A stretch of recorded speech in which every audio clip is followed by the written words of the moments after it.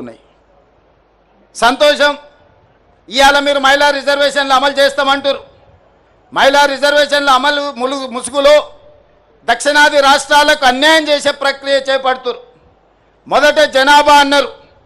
జనాభా లెక్కలేస్తే దక్షిణ భారతదేశంలో కుటుంబ నియంత్రణను పాటించడం వల్ల, అభివృద్ధి పదం వైపు రాష్ట్రాలు నడిపించడం వల్ల జనాభా తగ్గిపోయి సీట్లన్నీ కోల్పోయే పరిస్థితి వచ్చింది.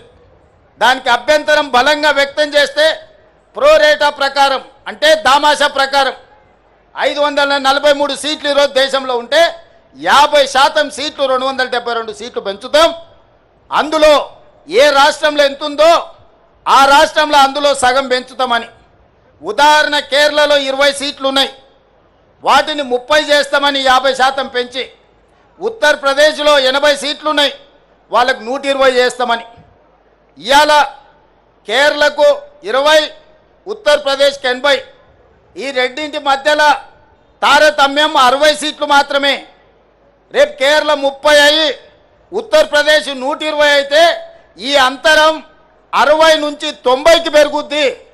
రాజకీయాలలో ఒక్కొక్క ఓటుకు ఎంత విలువ ఉందో వాజ్పేయి సర్కారు కూలినప్పుడు తెలిసింది కదా కేంద్ర ప్రభుత్వంలో.